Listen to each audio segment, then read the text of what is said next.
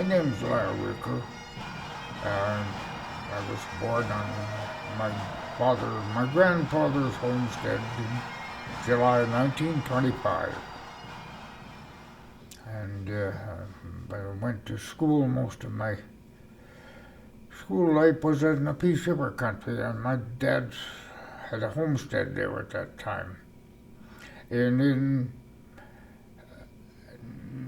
about 1942, I left home.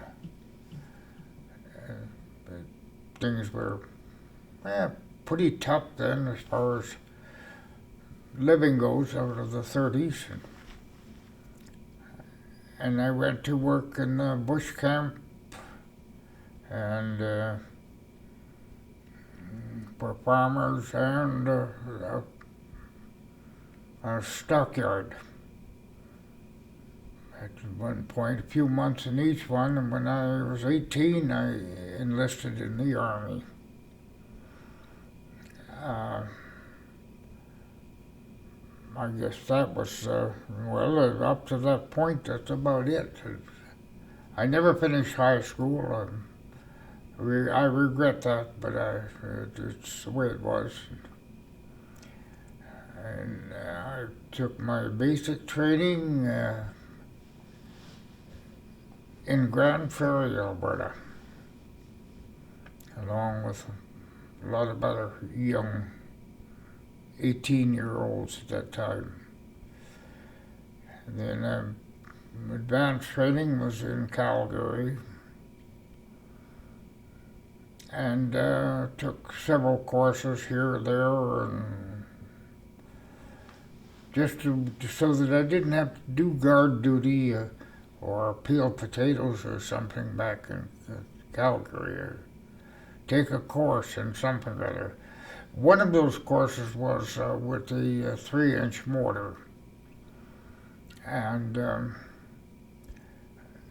I can't remember too much about the rest of them. But when I was had to wait to be 19 at that time, that was a political thing. We couldn't go overseas until we were 19, so any course you could take was better than peeling potatoes or doing guard duty at Blueberry Hill.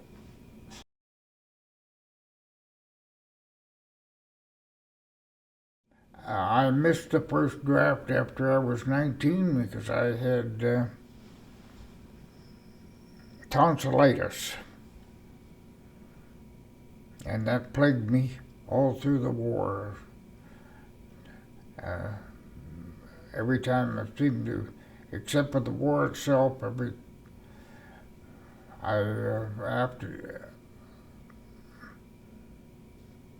time I wanted to do something special, it was tonsillitis. But then finally I got overseas, and I don't really remember. It was sometime in August of 1944. And, of course, went over on the Aquitania, landed in Scotland, and took a train down to Aldershot, which is not far from London. I spent some time at Aldershot barracks, and had a few more needles and that sort of thing for me. And that's the first time I saw an MG42, some officer that had come back from France and limping around, showed us what had disabled him. Yeah. And we did a few more things. I can't remember just how long it was, a week or two, and went across the channel, towed behind a ship in a landing craft, and everybody was sick, even the sailors. and we got on shore across the channel in France, and I can't remember exactly where that was, but there was an apple orchard there, and the apples were just pretty green yet. And I think everybody knew better, but we'd been so sick crossing a channel, we all ate an apple or two and were sick all over again.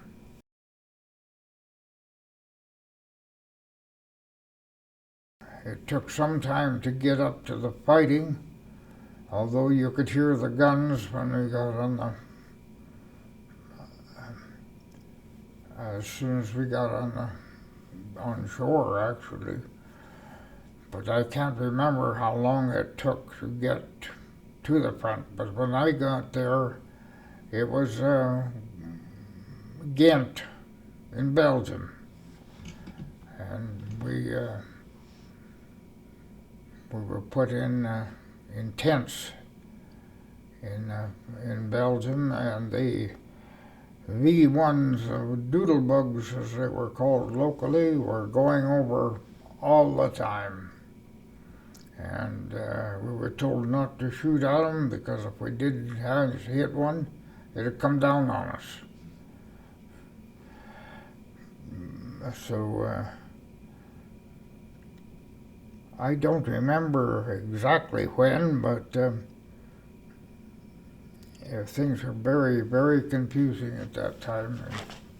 And all the noise and the people, and some going this way and some going that way, and you're waiting for your name to be called. And the first person that I knew came, my name was called, and it turned out to be Mark Tennant, an officer in the Calgary Highlanders. And he was driving his Jeep, and he said, you had your mortar course? And I answered, yes, of course. And he said, well, that's where you're going, because one of the guys got hit. Some words to that effect, anyway.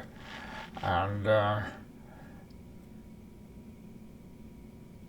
that's what I did for about a month, I think, in that was all through, and on the causeway I was still dropping bombs down the mortar.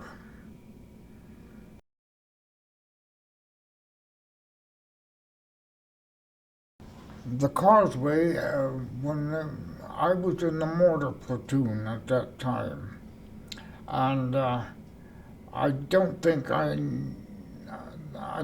the causeway as such, I don't think I knew that it was a causeway. But we sure found out when we got there. It was just a quite narrow little road going out to Walcheren Island, I believe was the name of the place. And of course, being in the mortar platoon, we were behind the rifle companies. And we did get into position behind something or other of a house, and that was after we got on. I think we were on the island at that point, but I'm not sure. And the Germans started firing at us with their 88s and airburst. That was, and they were dead on for accuracy. And we had a few casualties there, and I don't think it was any of our platoon was that we would, and I believe the captain's name was Kerfoot. I think that was his name. And of course he was the foo front there too, so we were dead on with that. That was one place where our mortars, he was extremely happy about it anyway, because we'd caught him in the open, caught these Germans in the open. And when he come back, He said, boy, we sure got those so-and-sos or something other. We were right on. But the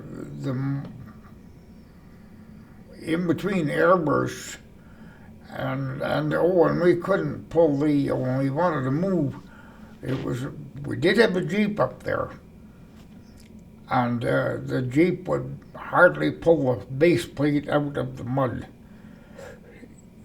because it was hammered in so deep. And we had a case of empty mortar shells higher than the house was that we were trying to hide behind. And we were out at that time of shells. And of course I was the junior in that platoon. But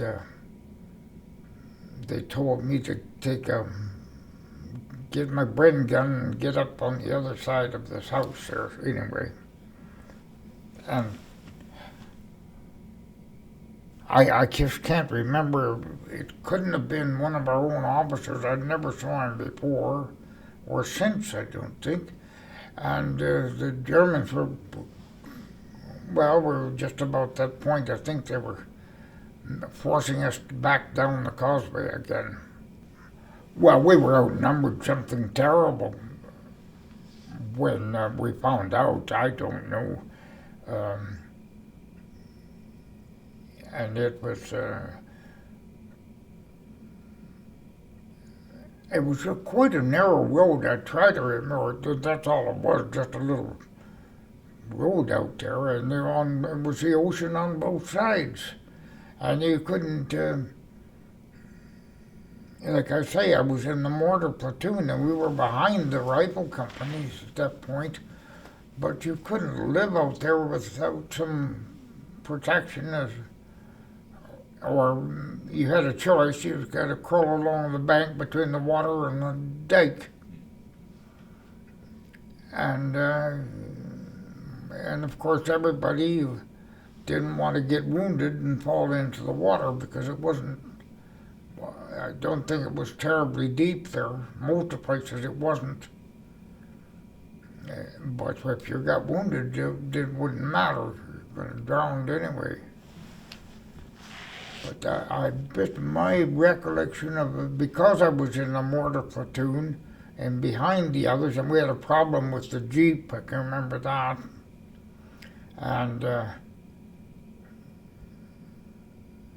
I just can't remember too much about it other than I was the guy that stood right beside the mortar and dropped the bombs down. And that was all I did, and I did it a lot. And sometime after that, I believe around Bergen Zoom, the person that I was substituting for came back, and I went to B Company. And B Company, they gave me a Bren gun pretty well off the bat. And we left Bergen Zoom and went to the Nijmegen salient. It was getting late in the year. And I can remember marching up there and seeing a sign in German that said, as an ornament, it said, Arnhem Achtung Minen, which of course was attention for watch out for mines. But that was still a German sign at that point.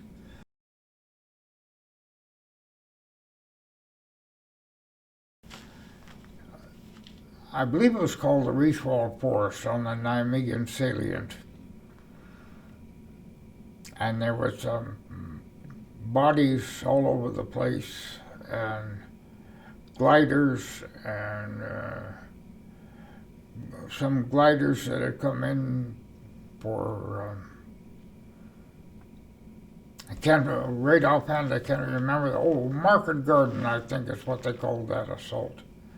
And we had failed in that one, mostly. There was gliders there on the ground with everybody still in their seats, and they'd been machine gunned to death. And when we went in, every time we go into in our positions up in the forest for a week or so and come out for a few days, and you had to take note of where the bodies were, and because when the next time you come back, if there was something changed, it was something fishy, something rotten. It was see the same bodies, and mostly American in the sector we were on. I don't remember anybody else being there. And we did in and out of the salient until the 8th of February, 1945. And the only break I could think of from there was when the Americans were fighting at the Battle of the Bulge. And we moved a few miles to, of course, and not knowing any details at the time, but we moved.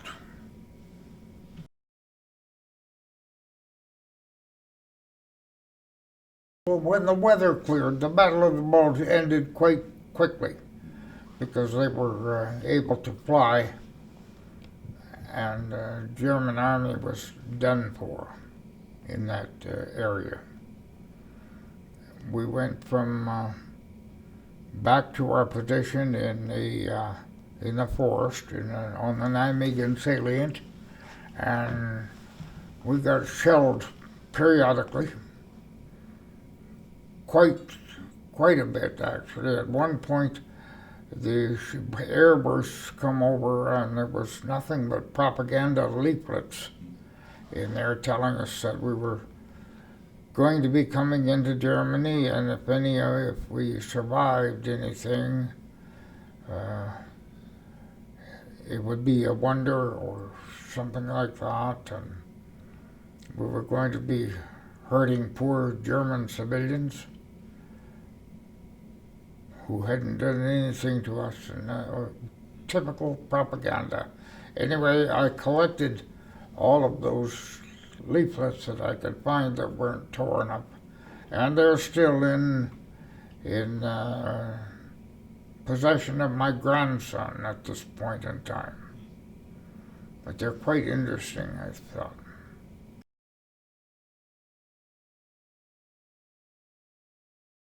The times when we were fighting there, and we'd have to dig in, get your slit trench in, and the guys that were off, the 50% stand to was standard in the Dutch, in Holland there, unless there was something really going on. And the Dutch would insist that the men that were off duty, instead of sleeping out in the hole, lots of them would insist that we come into the house and even use their bed, and we're covered in mud, and it always rained there, It seemed like it. But they insisted that we do that, and they had nothing, But no, the Dutch seemed to be the most grateful of any of the people that we liberated.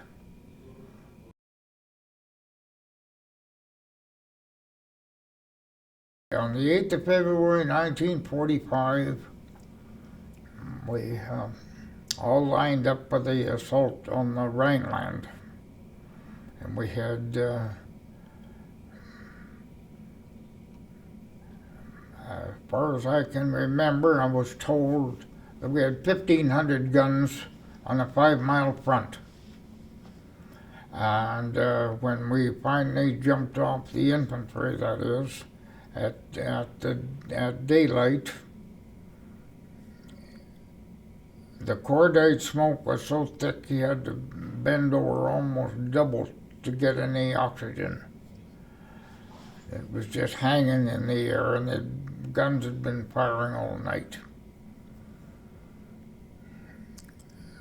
That was... Anyway, we got in... We were able to get to our objective and to get into the German trenches when the town was called Weiler, I do believe. And it had been flattened pretty well by some heavy bombers a couple of days prior to that. And then our artillery had been firing on it, and also firing on the land that we had to cross because it was packed with mines. Shoe mines for the most part. Just take your leg off about halfway up, you still would have the red band of the Stanfield sock on, the rest of your leg gone. I remember that quite well because it happened to several people I knew.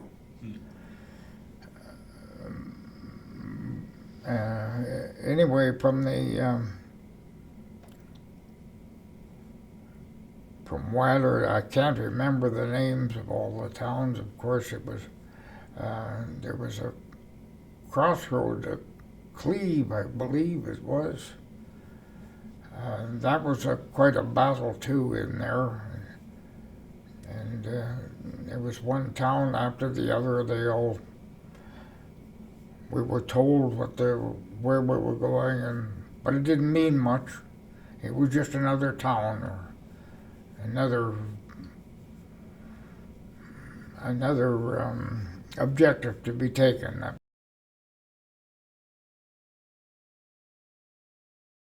Finally, we got to the Hochwald forest, and by this time we had no tanks and very little artillery because of the mud, and they couldn't keep up. The tanks were high-centered and bogged down, and quite a mess. But we went in, our B company went in across an open field probably about half a mile, and the mortar started almost immediately. And I remember getting a face full of mud from a mortar shell that probably wasn't any more than 3 or 4 feet away. But they didn't do very little harm there because of the mud. And we got into the German positions, and I can't remember how many men we got there with, but we had a number of casualties. We got into their positions, and then of course they knew where we were, and I guess that position had been registered on all their guns because they all shot at us. And that went on pretty steady, the shelling, for about 5 days, 4 or 5 days. And we were getting pretty low on men and supplies too. At one point, myself and another fellow went to make contact with people on our right, and we went about 100 yards, and all we could see was, it was at night, of course, and all we ran across was some corpses. So we had a big gap there, but we had no idea how big it was.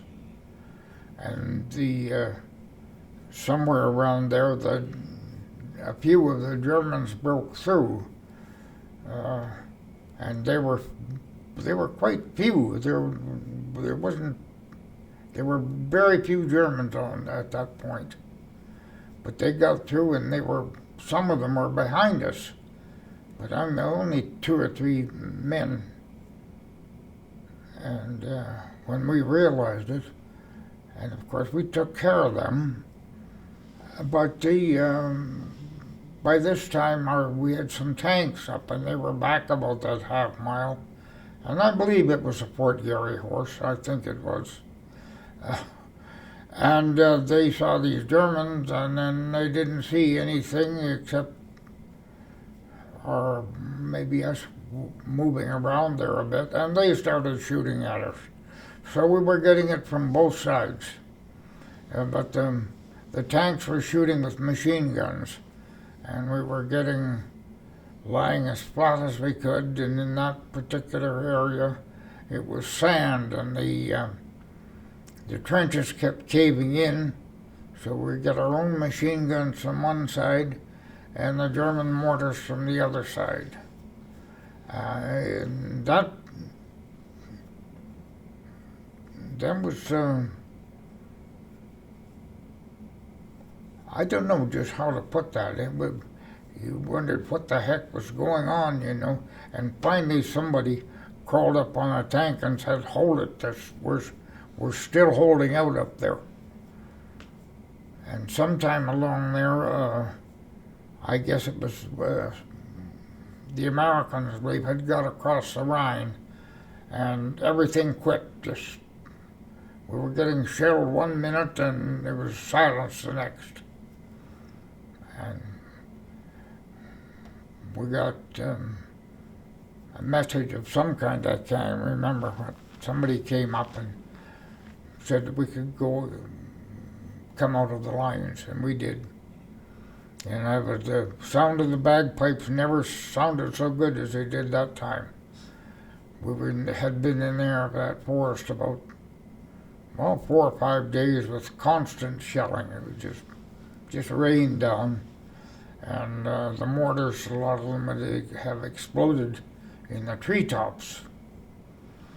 And in that particular area, I don't think there was very few of the trees that were taller than we were.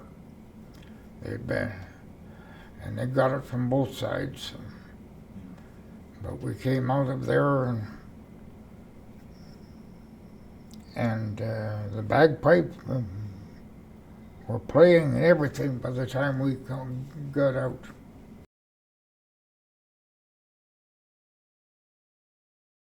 I think that would have to be in the Hochwald forest, with getting fired upon with our own machine guns, and the moaning minis coming from the other side. The moaning mini being that 6-barreled rocket mortar of the Germans. And that was quite devastating, that was. And we had been on the go, town after town, and fighting in the casualties, and since the 8th of February, and Hochwald, it was 4 or 5 days there. We were exhausted. Everybody was absolutely exhausted. What there was left of us, and we had no officer in there, no platoon officer.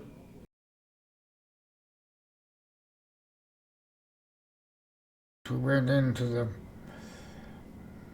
tents were set up, and we got new uniforms and went in, and it was still fairly cool. It was sometime in March, and of course we were stripped down, and we went into I'm sure everybody has ever been in war knows you just keep your boots and little else. And at this time, some of our women had moved up, and they were probably 100 yards away, and booing us and telling us that there was no point in going out with one of us because we were all shrunk up and that type of thing. just giving us a hard time in general. They'd be nurses and Red Cross, I suppose, some of the times. But we went into the tents with and a guy standing there with a hand pump giving us flea killer. That's what it was. Just clouds of that stuff for any fleas that we might have, and then into the next tent, flowers, so on and so forth until when we come out the other side, we were quite presentable. New uniforms, or for the most part, I guess, except everything new except boots and the Balmoral. Like everything. But the Balmoral, we'd had helmets on in its place anyway, so.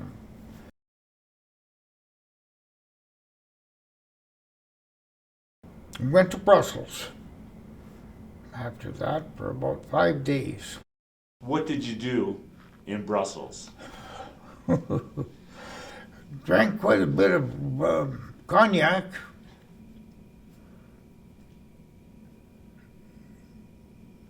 And of course, the old thing, it's a soldier's holiday, soft arms and hard liquor. That was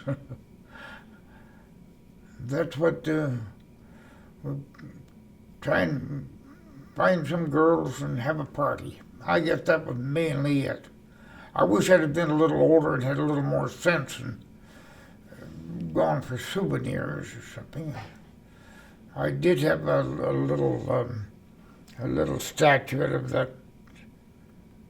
that kid urinating in a Brussels thing, and of course I never got home with it. I don't know what happened to it.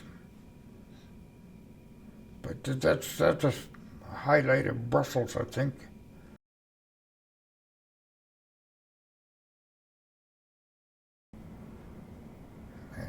When we came back, we were, of course, on the other side of the Rhine at that time, and it became a cleanup operation, I would say.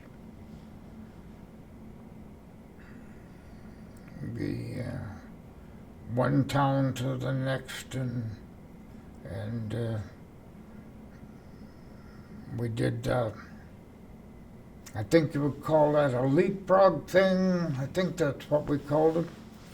Where one company was up front, say a company would be up front for a day, and they would rotate their platoons, and the platoons would rotate their sections, so that there was always a corporal up front anyway. And that was at that point I was at number one section, 10 platoon B company. And when it was my turn up there at one point, Colonel Ellis came up in his Bren gun carrier, and because we hadn't made contact for quite a while, just marching and just walking up. And that was a little hard on the nerves, because you knew the first thing you're going to know about it is a machine gun or an 88 or something like that. And anyway, the colonel and his driver the colonel was standing up in the Bren gun carrier, and the driver said, I remember that quite well, and they went up probably half a mile around the next bend, and all hell broke loose. And the carrier came back when there was something hanging off the back end, and it was smoking. It had got a few hits of some kind, and when the carrier got back to where I was there, the colonel said, you be careful up there, Colonel, you're corporal, he said. they're using live ammunition. And that was, but of course we were forewarned, so that wasn't too bad a battle at all. It was a small force we were taking.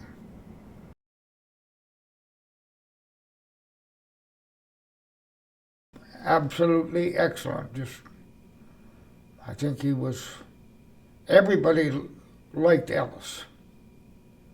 You know, here, and on the, I believe it was the 8th of February again and all that, and his adjutant, he sent him up there to see what was going on, and the sniper got him. So Ellis didn't send anybody else up. He came himself. That sort of thing. He probably shouldn't. You know, if you lose your colonel, you're in trouble. But he did. He came up himself to see where everything was going, and the men really appreciated that, you know. No, we thought Ellis was, well, I never heard anything that anybody complain about him. Before that, with McLaughlin, and he was referred to as Mad Mac, but by the troops, you know. He was, I think he had a case of nerves. You know, he had to have his command post in a, I guess it was in Nijmegen salient, and that was like Fort Knox or something, you know. It was really protected. I don't know, that's what, I wasn't with headquarters company, and I just, I hardly knew McLaughlin to see him, you know.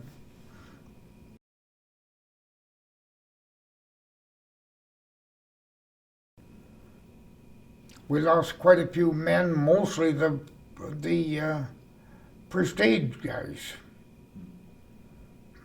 Because when somebody got hit, and then the stretcher bearers go out there, and the Germans were shooting stretcher bearers, with their Red Cross on them or not, you know.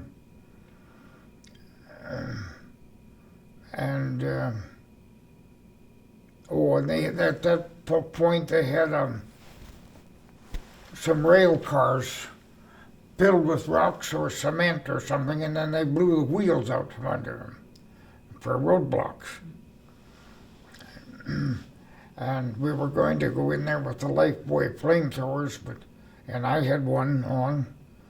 And then when we got up to the point, to near it, we knew it was suicide to go in there, because it was at least 50 yards wide open, and all those 15 or 20 guys that were bent on killing us. So we sent the wasp flamethrowers went in instead.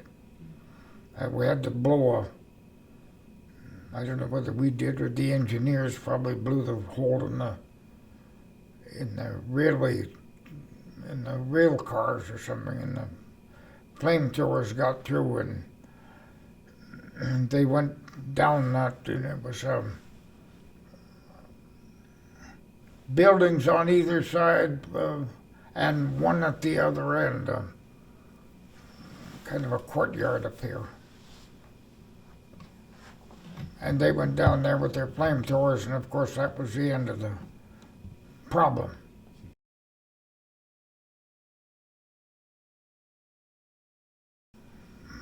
Major Clark was a darn good, very good major. He was really good. I think it bothered him that on that we lost a bunch of men getting close to the end, and we took a shortcut, and we lost a sergeant or sergeant major and quite a few others. The lead platoon again, and he was up there with them. And we probably should have gone around, you know, up on the road or something where there was a little protection, but we cut across. it was getting close to the end of the war. It would be April sometime. And of course we get tired of that walk, you know. And we cut a, and I don't remember, I think we had a bunch of German kids that opened up on us with one of those 4-barrel 20mm guns. I think they were light anti-aircraft guns, but of course the Germans they weren't fussy about that, and they opened up on us with that. And I wasn't in the lead platoon that day, and Clark didn't get hit, but he lost a friend of mine, J.P. Sterling. He was a sergeant there. He was with the 10 platoon. And, yeah, we used to kid him. He was Sergeant J.P. Sterling, and his name was John Paisley. And we used to kind of rib him a little bit about Paisley, you know. Kind of funny name. Huh. But he was a good man. He was a little older than we were. He was probably 22 or something or other. And I was still 19. I was still 19 when the war ended. What about Colonel Ellis? But I think that bothered Clark. I couldn't, you know, at the time. Oh, the highlight of that was he called for smoke, because we were out in the open. And we brought smoke down, and of course then he wanted the Piet gun. Well, the Piet was back in 10 platoon, my platoon. And I think it was 12, it was up ahead. And the guy carrying the Piet gun was one of these, we called them zombies. And you didn't have to look twice because to know which one was which, because these guys had just got there and they were big fat backsides, you know, and the rest of us were just like scarecrows. And I yelled at him to get his Piet gun up there, and he said, no, he wasn't going up there with all that shelling and something like that. Anyway, and I had the Sten gun, and I just touched the trigger alongside of his head. A short burst, and he run like a bugger. When I told him, you know, you got a chance with the Germans, you got no chance if you don't move. So, yeah. I don't suppose we should have said that.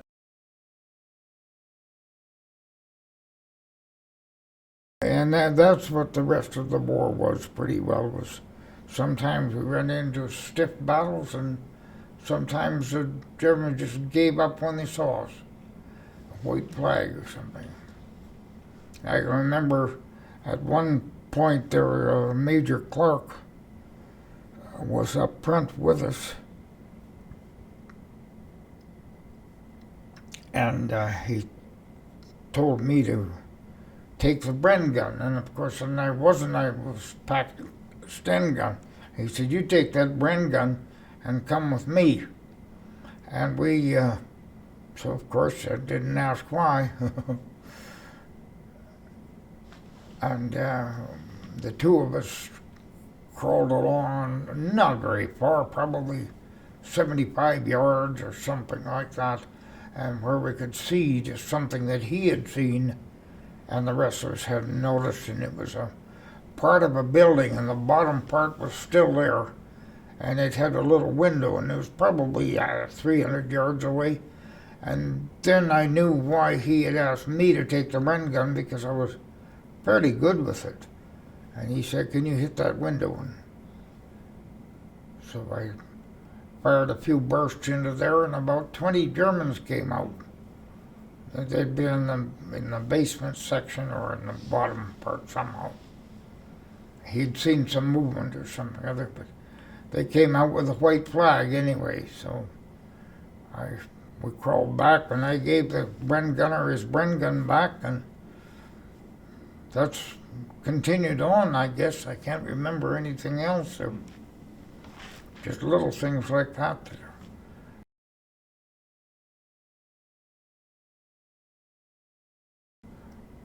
We were in the city of Oldenburg, Germany, when the war ended.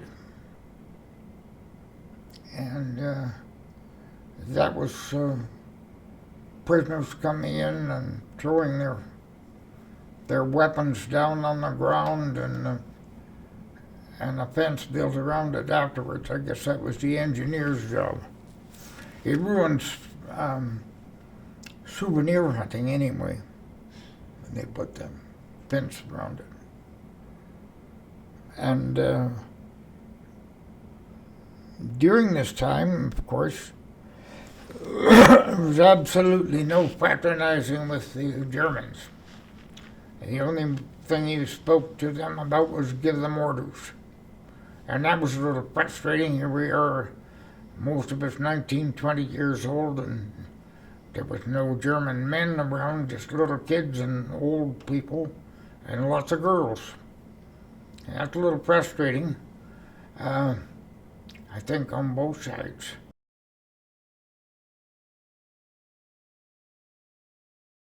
The best day? The best day. Would have probably been in Oldenburg at about the 5th of May, 1945, when they announced it was all over. And when I remember that night when it was over, and when myself and of course many others, we were stand down, you know, for just a few guards out, and we got, I don't know where we got the booze from, but you know, we did get some and celebrated that way.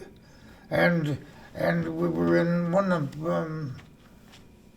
some kind of a hotel, and I can remember shooting at the chandelier with our captured Lugers. And that didn't go over too good with the colonel, I don't think. And somebody said cease and desist anyway. You know, shooting at the little baubles with in this chandelier. But not it wasn't with our 303, it was with the German guns. So. But that was, we had a German pistol, a Luger or a P38, and when we went in, say, in Antwerp or something, because it was still, officially it was liberated, but there was a lot of snipers hidden in there, and you couldn't go down to the waterfront or anything without having without being armed. But the military police would, we didn't have to carry a rifle. If we had a German Luger, that was okay too.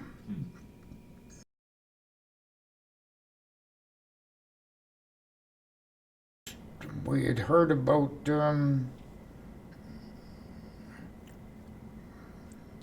this place that we called them, this may not be proper to say, we called them stud farms. It's where the girls were kept as provided they were pure Aryan blondes, and for the German officers. So when they come on leave, of course the tanks had gone in there ahead of us, and they just broke the gate down. And people were free to leave if they knew where to go, but they had nowhere to go. But being that we knew there was girls there, we had to go see, and they were of course not German girls. We knew that, and so this other chap and I went, and there was I can't remember exactly how many girls, but on this one end, we were attracted to it for some reason, and there was 2 girls in one little tiny room, and they were both pregnant, and they were like maybe 7, 8 months pregnant. They were pretty, and they were skinny, and one was a real platinum blonde with a. I can always remember her, and I wondered whatever became of her. And she was a very striking girl, and eyes almost no color. She wasn't an albino, but very, very close to it, I would have thought. But anyway, of course, she was pregnant, and we ascertained between the other fellow and myself that they were Polish. And of course, we didn't speak a few words of German, but that's all, other than English. But we figured they were Polish, and we knew the Polish tanks were with us. And they weren't too far away. But they didn't want anything to do with it. They wanted Tommy, Tommy, Tommy, which was the word for the English, the British soldiers. So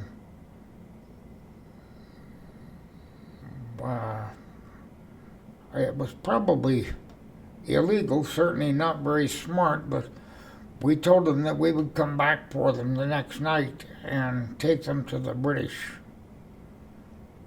And we didn't really have any permission to do this, but we got away with it anyway. We carried these girls most of the way, and when we got to the British outpost, at that time, nobody could make up their mind where the Canadians were supposed to be. It was move here, move there, and then. So, and it was the same thing for the British. They were deciding, I guess, who had what territory to look after. But we knew where there was a British outpost anyway. I guess you'd call it that. Everybody was more or less in the same area, probably arguing over it, I don't know.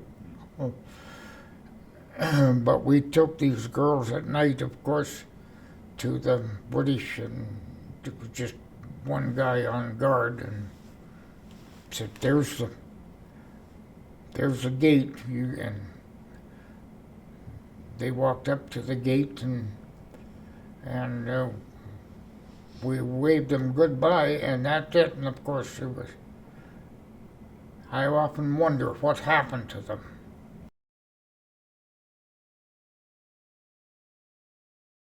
I liked the bagpipes, and so did my father.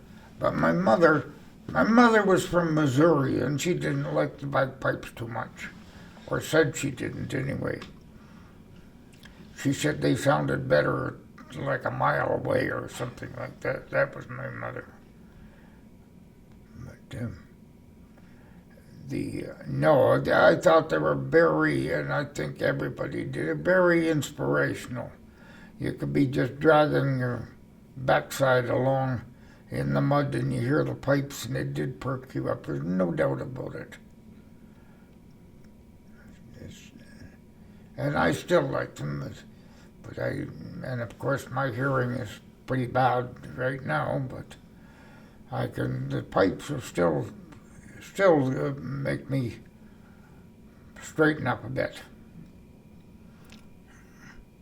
I remember this sort of, I suppose you would call it camaraderie, or I don't know, but when you could get in the Highlanders, in a way, you get that German Luger and a boot knife from a paratrooper, German paratrooper, and you were kind of, that was your,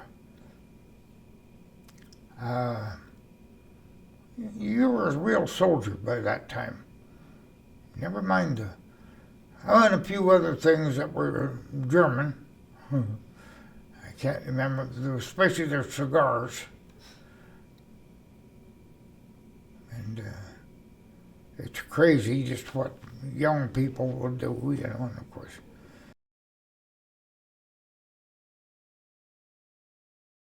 By the time the war ended, we were certain they're equal of their best soldiers. Maybe, you know, we hear a lot about the best German, best of the world. If they were, we were certainly their equal by that time, even their SS or their paratroopers. And they could, I'm sure that they learned something from us too. But we considered ourselves, certainly their equal, and maybe even a little better by the end. Did you hate them? Did you No. respect them? I think a certain amount, you know. I'll tell you, I hated them, the Germans, less than I did these zombies that were back here that weren't helping us. They still bother me, but the Germans don't. My God, there's enough of them here now. They're like anybody else. Come here, they're hard workers. And they're in my, at the home where I'm at now, there's a couple of German nurses there. And no, we were certainly their equal.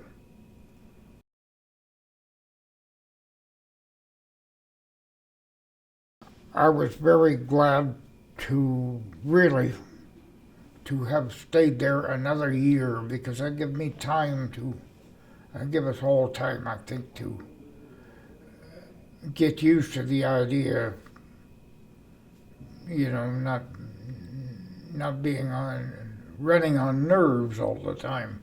But I was still, when I got married a couple of years later, I scared my wife a few times with that at night, with dreams. But that didn't last, I suppose, 8 or 10 years, you know, but they gradually just diminished and finally faded right away.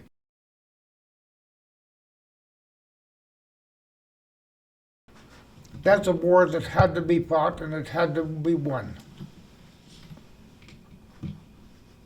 And I am, I'm proud that I did it, and it was the right thing to do. My parents knew that it was, of course they didn't really want you to go, but at the same time, I think they were quite proud that I did.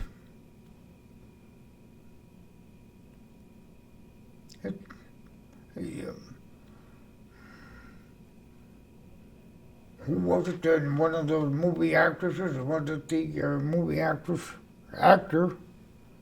I